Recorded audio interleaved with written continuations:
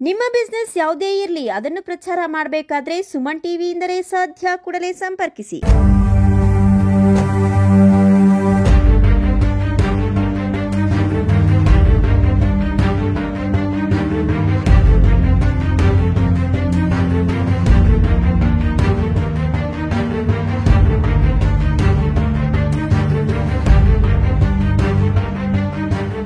ವೀಕ್ಷಕರೇ, ನಿಮಗೆ ಮುಖ್ಯವಾದ ವಿಚಾರವೊಂದನ್ನ ಇಂದು ಹೇಳಬೇಕಿದೆ. ಅದು ಹೇಳೋದಕ್ಕಿಂತ ಮೊದಲು ಎರಡು ಮಾತು ಹೇಳಬೇಕಿದೆ. ಅದೇನೆಂದ್ರೆ, ಗ್ರಹಣ ಕಳೆದಿದೆ, ಬೆಳಕು ಹರಿದಿದೆ. ಸತ್ಯಕ್ಕೆ ಜಯ ಸಿಗುವ ನಂಬಿಕೆ ಮತ್ತೆ ಚಿಗುರಿದೆ. ಹೌದು, ಸತ್ಯ ಮಾತ್ರವಲ್ಲ, ಸನಾತನ ಧರ್ಮ, ಸನಾತನ ನಂಬಿಕೆ ಮತ್ತು ವಿಶ್ವಾಸಗಳಿಗೆ ಮತ್ತೆ ಜಯ ಸಿಕ್ಕಿದೆ. ಯಾರೋ ಹಾದಿ ಬೀದಿಯಲ್ಲಿ ಹೋಗೋರೆಲ್ಲ ಸನಾತನ ಧರ್ಮದ ಬಗ್ಗೆ ಅವಹೇಳನ ಮಾಡಬಹುದು ಅಂತ ಭಾವಿಸಿದ್ದವರಿಗೆ ಅಣ್ಣಪ್ಪ ಸ್ವಾಮಿ ಮತ್ತು ಮಂಜುನಾಥ ಸ್ವಾಮಿ ಕಪಾಳ ಮೋಕ್ಷ ಮಾಡುವಂತೆ ಸತ್ಯವನ್ನ ಬಿಚ್ಚಿಟ್ಟಿದ್ದಾರೆ. ಅಲ್ಲಿಗೆ ಸನಾತನ ಧರ್ಮದ ಆಚರಣೆಗಳು ಸುಮ್ಮನೆ ಅಲ್ಲ ಅನ್ನೋದು ಮತ್ತೊಮ್ಮೆ ಸಾಬೀತಾಗಿದೆ. ಎಷ್ಟೊತ್ತಿಗಾಗ್ಲೇ ನಿಮ್ಗೆ ಅರ್ಥ ಆಗಿರಬಹುದು ನಾನು ಹೇಳಲು ಹೊರಟಿರುವ ವಿಚಾರ ಏನು ಅನ್ನೋದು. ಎಸ್, ನಿಜ.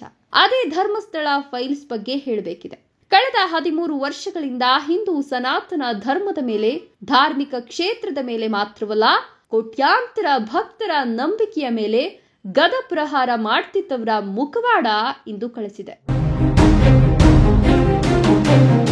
ಮಾಡ್ತಿದ್ದ ಎಲ್ಲ ಅಪಪ್ರಚಾರಗಳಿಗೆ ತೆರೆ ಬೀಳುವ ಕಾಲ ಸನ್ನಿಹಿತವಾಗಿದೆ. ಅಷ್ಟೇ ಅಲ್ಲ, ಮಾಡಿದ ಪಾಪಕ್ಕೆ ಶಿಕ್ಷೆ ನೀಡುವ ಸಮಯವೂ ಬಂದಿದೆ.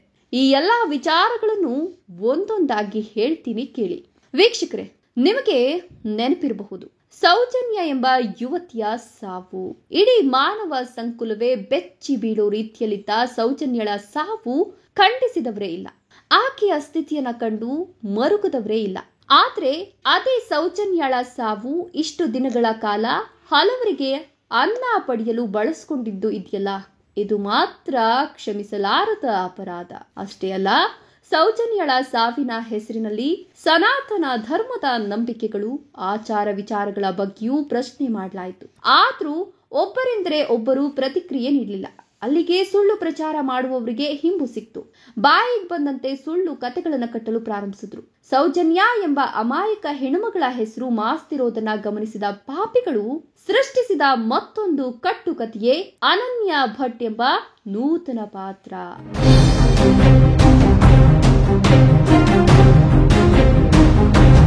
ಇವರ ಷಡ್ಯಂತ್ರ ಮತ್ತು ಸಂಚು ಇಲ್ಲಿಗೆ ಮುಗಿಯೋದಿಲ್ಲ. ಸುಜಾತ ಉಪಾಧ್ಯಾಯೆ ಎಂಬ ವೃತ್ತಿಯನ್ನ ಸುಜಾತ ಭಟ್ ಮಾಡಿ ಆಕೆಗೆ ಅನನ್ಯ ಭಟ್ ಎಂಬ ಮಗಳನ್ನ ಸೃಷ್ಟಿ ಮಾಡುವ ಜೊತೆಗೆ ಅನಾಮಿಕ ಮುಸುಕುದಾರಿಯೊಬ್ಬನ ಪಾತ್ರವನ್ನ ಸೃಷ್ಟಿಸಿದ್ರು. ಎಲ್ಲೋ ತಮಿಳುನಾಡಿನಲ್ಲಿದ್ದ ಅನಾಮಿಕ ಮುಸುಕುದಾರಿ ಅಲಿಯಾಸ್ ಸಿಎನ್ ಚಿನ್ನಯ್ಯನನ್ನ ಒಂದು ಗ್ಯಾಂಗ್ ಕರೆತಂದಿದ್ಯಂತೆ. ಹಾಗೆ ಕರೆತಂದ ಚಿನ್ನಯ್ಯನ ಕೈಗೆ ಬುರುಡೆ ಕೊಟ್ಟು ಕೋರ್ಟ್ನಲ್ಲಿ ಹೇಳಿಕೆ ನೀಡುವಂತೆ ಹೇಳಿದ್ದಾರಂತೆ. ಇದೆಲ್ಲಾ ಬೆಳವಣಿಗೆಗಳ ಮಧ್ಯೆಯೇ ಯೂಟ್ಯೂಬ್ ಚಾನೆಲ್ ಒಂದರಲ್ಲಿ ಸುಜಾತ ಮಗಳು ಅಂತ ಸೃಷ್ಟಿ ಮಾಡಿದ ಅನನ್ಯ ಎಂಬ ಪಾತ್ರವನ್ನ ಹುಟ್ಟುಹಾಕಿದ್ದು ಇವೆಲ್ಲವೂ ಇದೀಗ ಬೆತ್ತಲಾಗಿವೆ.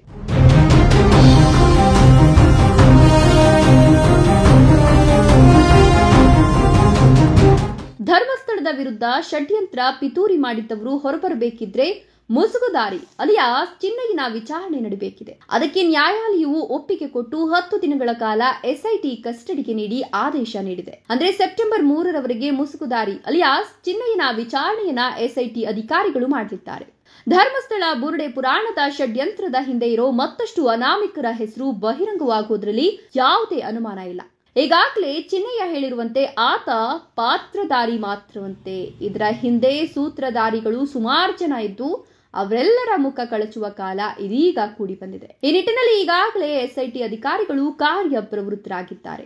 ಈ ನಡುವೆ ಮುಖ್ಯವಾಗಿ ಮತ್ತೊಂದು ಪ್ರಮುಖ ಪಾತ್ರ ಇದೆಯಲ್ಲ, ಅದೇ ಅನನ್ಯ ಭಟ್. ಈ ಪಾತ್ರದ ಸೃಷ್ಟಿಯ ಬಗ್ಗೆ ಪಾಪ ಸುಜಾತ ಎಂಬ ವೃತ್ತಿಯ ಸ್ಥಿತಿ ನೋಡ್ಲಾಗದ ಸ್ಥಿತಿಯಲ್ಲಿದೆ. ಈ ಅಮ್ಮ ಕಳೆದ 1 ತಿಂಗಳಿಗೂ ಹೆಚ್ಚು ಕಾಲದಿಂದ ರಾಜ್ಯದ ಅಷ್ಟೂ ಮಾಧ್ಯಮಗಳ ಮುಂದೆ ಕಣ್ಣೀರು ಹಾಕಿ ತನ್ನ ಮಗಳು ಅನನ್ಯ ಭಟ್ಲನ್ನ ಅತ್ಯಾಚಾರ ಮಾಡಿ ಕೊಲೆ ಮಾಡಲಾಗಿದೆ, ಆಕೆಯ ಅಸ್ಥಿ ನೀಡಿದ್ರೆ ತಾನು ಹಿಂದೂ ಬ್ರಾಹ್ಮಣ ವಿಧಿವಿಧಾನಗಳಂತೆ ಸಂಸ್ಕಾರ ಮಾಡ್ಕೊಳ್ತೇನೆ ಅಂತ ಹೇಳ್ತಿದ್ರೆ ಇಡೀ ದೇಶ ಅನನ್ಯ ಭಟ್ಗಾಗಿ ಮಮ್ಮಳ ಮರುಗಿದ್ರು. ಅಷ್ಟೇ ಅಲ್ಲ, ಕಳೆದ ಕೆಲ ದಿನಗಳಿಂದ ಮಾಧ್ಯಮಗಳ ಮುಂದೆ ಬಂದು ಸತ್ಯದ ತಲೆ ಮೇಲೆ ಹೊಡೆದಂತೆ ತನ್ನ ಮಗಳ ಫೋಟೋವನ್ನ ತೋರಿಸಿದ್ಲು. ಆದ್ರೆ ಸುಜಾತ ಹೇಳ್ತಿರೋದಲ್ಲ ಸುಳ್ಳು. ಆಕೆ ತೋರಿಸಿದ ಫೋಟೋ ಕೂಡ ಅನನ್ಯ ಭಟ್ ಅಲ್ಲ, ವಾಸಂತಿ ಎಂಬ ಮಹಿಳೆಯದ್ದು ಎಂಬುದನ್ನು ರಾಜ್ಯದ ಮಾಧ್ಯಮಗಳು ಬಹಿರಂಗ ಮಾಡಿದ್ವು. ಆದ್ರೆ ಮಾಧ್ಯಮಗಳು ಸತ್ಯ ತೋರಿಸ್ತಿದ್ರು. ಎದೆಗುಂದದ ಸುಜಾತ ತಾನು ಹೇಳ್ತಿರೋದೆಲ್ಲ ಸತ್ಯ ಅಂತ ಧರ್ಮಸ್ಥಳದ ಮಂಜುನಾಥ ಸ್ವಾಮಿ ಮತ್ತು ಅಣ್ಣಪ್ಪನ ಮೇಲೆ ಆಣೆ ಮಾಡಿ ಹೇಳಿದ್ರು. ಯಾವಾಗ ಆಣೆ ಮಾಡಿದ್ರೋ ಅದೇ ದಿನ ವಿಚಾರಣೆಗೆ ಬರುವಂತೆ ಎಸ್ಐಟಿಯಿಂದ ನೋಟಿಸ್ ತಲುಪಿದ ಕೂಡಲೇ ಪಾಪ ವೃದ್ಧೆ ಸುಜಾತಾಳ ಜಂಗ ಬಲವೇ ಹುದುಗಿ ಹೋಯಿತು. ಹಾಗಾಗಿಯೇ ಶುಕ್ರವಾರ ಸಂಜೆ ಯೂಟ್ಯೂಬ್ ಚಾನೆಲ್ ಒಂದಕ್ಕೆ ಸಂದರ್ಶನ ನೀಡಿದ ಸುಜಾತ, ಅನನ್ಯ ಎಂಬ ಮಗಳೇ ತನಗಿಲ್ಲ, ತನ್ನ ಆಸ್ತಿಯನ್ನ ಧರ್ಮಸ್ಥಳದವರು ತನಗೆ ಹೇಳದೆ ತನ್ನ ತಂದೆಯಿಂದ ಬರ್ಸ್ಕೊಂಡಿದ್ದಾರೆ, ಆ ದ್ವೇಷಕ್ಕಾಗಿ ಹಾಗೆ ಹೇಳಬೇಕಾಯ್ತು ಅಂತ ಹೇಳಿದ್ರು. ಅಲ್ಲಿಗೆ ಸುಮ್ಮನಾಗದ ಸುಜಾತ, ಗಿರೀಶ್ ಮಟ್ಟಣ್ಣನವರ್ ಜಯಂತ್ ಹೇಳಿದಂತೆ ತಾನು ಹೇಳಿದ್ದೇನೆ, ಅವ್ರು ಹೇಳಿದ್ದಂತೆ ಮಾಡಿದ್ದೇನೆ ಎಂದು ಹೇಳುವ ಜೊತೆಗೆ ದೇಶದ ರಾಜ್ಯದ ಜನತೆಗೆ ಮತ್ತೆ ಧರ್ಮಸ್ಥಳಕ್ಕೆ ಬಹಿರಂಗವಾಗಿ ಕ್ಷಮೆಯಾಚಿಸಿದ್ರು. ಅಲ್ಲಿಗೆ ವೃದ್ಧೆ ಮಹಿಳೆಗೆ ಪಾಪ ಪ್ರಜ್ಞೆ ಕಾಡಿರಬಹುದು ಎಂದೇ ಇಡೀ ರಾಜ್ಯದ ಜನತೆ ಭಾವಿಸಿದ್ರು. ಆದ್ರೆ ಈ ಹೇಳಿಕೆ ಮಾಧ್ಯಮಗಳಲ್ಲಿ ಪ್ರಸಾರವಾಗ್ತಿದ್ದಂತೆ ಉಲ್ಟಾ ಹೊಡೆದ ಸುಜಾತ, ತನಗೆ ಬೆದರಿಕೆ ಹಾಕಿ ಹಾಗೆ ಹೇಳಿಸಿದ್ದಾರೆ ಅಂತ ಹೇಳುವ ಮೂಲಕ ತನಗಿನ್ನೂ ಪಾಪ ಪ್ರಜ್ಞೆ ಕಾಡಿಲ್ಲ ಎಂಬುದನ್ನು ಸಾಬೀತುಪಡಿಸಿದ್ರು. ಇನ್ನು ಈ ಎಲ್ಲಾ ಬೆಳವಣಿಗೆಗಳಿಗೂ ಮೊದಲೇ ಬಿಜೆಪಿ ಮುಖಂಡ BL ಸಂತೋಷ್ ಅವರ ಬಗ್ಗೆ ಅವಹೇಳನಕಾರಿಯಾಗಿ ಮಾತನಾಡಿದ ಮಹೇಶ್ ಶೆಟ್ಟಿ ತಿಮ್ಮರೋಡಿಯ ಬಂಧನವಾಗಿತ್ತು. ಆತನಿಗೆ 14 ದಿನಗಳ ಕಾಲ ನ್ಯಾಯಾಂಗ ಬಂಧನಕ್ಕೆ ನೀಡಿ ನ್ಯಾಯಾಲಯ ಆದೇಶಿಸಿತ್ತು. ಇವೆರಡೂ ಘಟನೆಗಳು ಹೊರಬಂದು ಬೆಳಗಾಗುವಷ್ಟರಲ್ಲಿಯೇ ಮುಸುಕುದಾರಿ ಅಲಿಯಾಸ್ ಚಿನ್ನಯ್ಯನನ್ನ ಎಸ್ಐಟಿ ಬಂಧಿಸಿದೆ.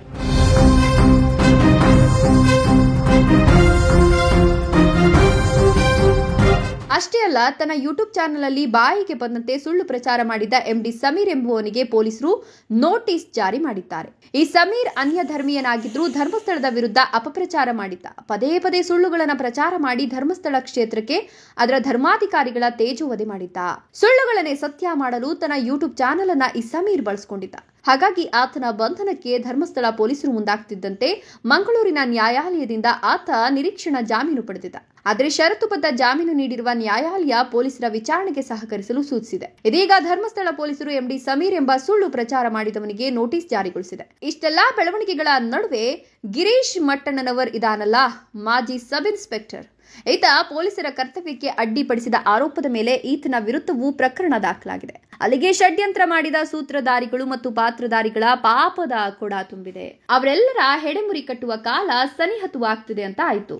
ಅಲ್ಲದೆ ಈಗ ಇನ್ನೊಂದು ಆಡಿಯೋ ವೈರಲ್ ಆಗಿದ್ದು, ಇದೀಗ ಎಲ್ಲ ಮಾಡಿದ್ದು ಮೆಟ್ಟಣ್ಣನವರೇ ಅಂತ ಹೇಳಲಾಗ್ತಿರ್ತಕ್ಕಂಥ ಒಂದು ದಿನೇಶ ಗಾಣಿಗ ಅವರು ಮಾತಾಡಿರ್ತಕ್ಕಂಥ ಆಡಿಯೋ ವೈರಲ್ ಆಗ್ತಾ ಇದ್ದು, ಎಲ್ಲ ಮಾಡಿದ್ದು ಮೆಟ್ಟಣ್ಣ ಅಂತ ದಿನೇಶ ಗಾಣಿಗ ಕಿಡಿಕಾರಿದ್ದಾರೆ. ಈಗ ಎಲ್ಲಾ ಜನರು ಕೂಡ ಒಟ್ಟಾಗಿದ್ದಾರೆ, ನಿಮ್ಮ ತಲೆಯಲ್ಲಿರ್ತಕ್ಕಂಥ 3 ಕೂದಲನ್ನ ಕಿತ್ತಾಕ್ತಾರೆ ಬನ್ನಿ ಅಂತ ದಿನೇಶ್ ಗಾಣಿಗ ಕಿಡಿಕಾರ್ತಾ ಇದ್ದು, ಎಲ್ಲ ಮಾಡಿದ ಮೆಟ್ಟಣ್ಣನ ವಿರುದ್ಧ ಇದೀಗ ಆಕ್ರೋಶವನ್ನ ಹೊರಹಾಕ್ತಿದ್ದಾರೆ. ಸದ್ಯ ಈ ಆಡಿಯೋ ಒಂದು ಕೂಡ ಈಗ ವೈರಲ್ ಆಗ್ತಿದೆ. ಎಂತ ಮಾರ ಇದು ಅವಸ್ಥೆ, ಎಲ್ಲ ನಂಬಿ ಹಾಳು ಬಿದ್ದೋಯ್ತಲ್ಲ ಮಾರ ಇದು. ಇಲ್ಲ ನೋಡು ಇರಿ ಅಜ್ಜಿಯನ್ನೆಲ್ಲ ತಂದಿಲ್ಲ, ಬೇಕಿದ್ದ ಮಾರ ನಿಮ್ಗೆಲ್ಲ ಇದು ಯಾರು ಮಾಡಿದ್ದೆ ಅದು ಅವ್ರಿಗೆ ಹೇಳಿದೀವಲ್ಲ ನಾವು, ಎಷ್ಟು ಸಲ ಹೇಳಿದೀವಿ ಅಜ್ಜಿ ನಮ್ ಸಂಬಂಧ ಇಲ್ಲ ಇಲ್ಲಿಂದ ಕಳಿಸಿ. ಅದೇ ಎಲ್ಲ ಈಗ ಒಳಗೆ ಒಳಗೆ ಅಲ್ಲ, ಅದೇ ಅವ್ರನ್ನ ಒಂದು ಕಳ್ಸಿದ್ರೆ ಸರಿ ಆಗ್ತಿತ್ತು. ಅವ್ ಮಾಡೋದು ಅವರೇ ಅಲ್ಲ, ಎಲ್ಲ ಅಲ್ಕಟ್ ಒಂದು ಯಾರಿಗೆ ಘಟದವ ಮಾರ್ಯಾರೆ, ಅವ ನಿಮ್ಮನ್ನೆಲ್ಲ ಹಾಳು ಮಾಡಿದಾನೆ. ನೀವ್ ಏನ್ರಿ ಮಾಡ್ತಿದೀರಿ ನೀವು ಇಲ್ಲಿ? ನಮ್ಗೇನ್ ಗೊತ್ತ್ರಿ, ನಾವ್ ಎಷ್ಟು ಹೇಳಿದ್ವಿ ಮಹೇಶಣ್ಣಂಗೆ. ಇವತ್ತು ಕಳ್ಸದಿದ್ರಿ ಉಡಿ ಆಗುತ್ತೆ, ತಿಮ್ಮರೋಡಿ ಬೂಟ್ ಎಲ್ಲ ಉಡಿ ಆಗುತ್ತೆ ರೀ, ಕಳ್ಸ್ರಿ. ಜನ ಬರ್ತಿದಾರ್ರಿ ಮಾರ್ಯಾರ ಈ ಕಡೆ ಉಜಿರೆ ಕಡೆ. ಇಲ್ಲ ಗೊತ್ತಾಯ್ತು ಇವತ್ತಿಗೆ ಮಾತಾಡ್ತಿದ್ವಿ ನಿಮ್ ತಲೆಯಲ್ಲಿ ಅದೆಲ್ಲ ತೆಗೆದಾಕ್ತಾರ ನೋಡಿ, ಎಲ್ಲ ಹಾಳು ತಟ್ಟೆ ಇಟ್ಕೊಂಡು ಓಡ್ರಿ. ಈಗ ಎಲ್ಲ ಹೋರಾಟಗಾರರೆಲ್ಲ ಸುಳ್ಳು ಇದು. ನಮ್ಗೆ ಬೇಜಾರಾಗ್ಬಿಟ್ಟದೆ ಈಗ. ಏನ್ರಿ ಬೇಜಾರಾಗ್ಬಿಟ್ಟಿದೆ ಅಣ್ಣ, ನಾವು ಇಷ್ಟೆಲ್ಲ ನಾವು ಸೌಜನ್ಯ ವಿಷಯ ಜೈಲು ಫಿಕ್ಸ್ ನೋಡಿ, ಜೈಲು ಮುದ್ದೆ ಊಟ ಫಿಕ್ಸ್ ರೀ. ಏನ್ರಿ ಎಲ್ಲ ಮರ್ಯಾದೆ ತೆಗೆದು ಬಿಟ್ರಲ್ರಿ. ಇಲ್ಲಿ ಮುಖ್ಯವಾಗಿ ಗಮನಿಸಬೇಕಾದ ವಿಚಾರವೆಂದ್ರೆ SIT ಅಖಾಡಕ್ಕಿಳಿದಿರೋದೇ ಇಂದು, ಅದು ಮಾಸ್ಕ್ ಮ್ಯಾನ್ ಅಲಿಯಾ ಚಿನ್ನಯ್ಯನ ಬಂಧನದ ಮೂಲಕ. ಅಂದ್ರೆ SIT ಕೆಲಸ ಇನ್ನೂ ತುಂಬಾ ಬಾಕಿ ಇದೆ. ನಿಜವಾಗಿಯೂ SIT ಅಖಾಡಕ್ಕಿಳಿದ್ರೆ ಈ ಷಡ್ಯಂತ್ರದ ಸೂತ್ರಧಾರಿಗಳು ಮತ್ತು ಪಾತ್ರಧಾರಿಗಳ ಮುಖವಾಡಗಳು ಕಳಿಸೋದು ಮಾತ್ರವಲ್ಲ, ಎಲ್ಲರೂ ಕಂಬಿ ಹಿಂದೆ ಸರಿಯೋದ್ರಲ್ಲಿ ಅನುಮಾನವೇ ಇಲ್ಲ. ಒಟ್ನಲ್ಲಿ ಕಳೆದ 13 ವರ್ಷಗಳ ಅಪಪ್ರಚಾರಕ್ಕೆ ಅಂತ್ಯ ಹಾಡುವ ಕಾಲ ಸನಿಹತವಾಗ್ತಾ ಇದ್ದು, ಶೀಘ್ರದಲ್ಲಿಯೇ ಷಡ್ಯಂತ್ರದ ಎಲ್ಲಾ ಸೂತ್ರಧಾರಿಗಳು ಮತ್ತು ಪಾತ್ರಧಾರಿಗಳು ಶಿಕ್ಷೆಗೆ ಒಳಪಡ್ಲಿ ಅಂತ ಹೇಳ್ತಾ ಇಂದಿನ ವಿಚಾರ ಮುಗಿಸ್ತಿದ್ದೀನಿ. ಮತ್ತೊಂದು ವಿಚಾರದೊಂದಿಗೆ ಮತ್ತೆ ಭೇಟಿಯಾಗೋಣ. ನಮಸ್ಕಾರ.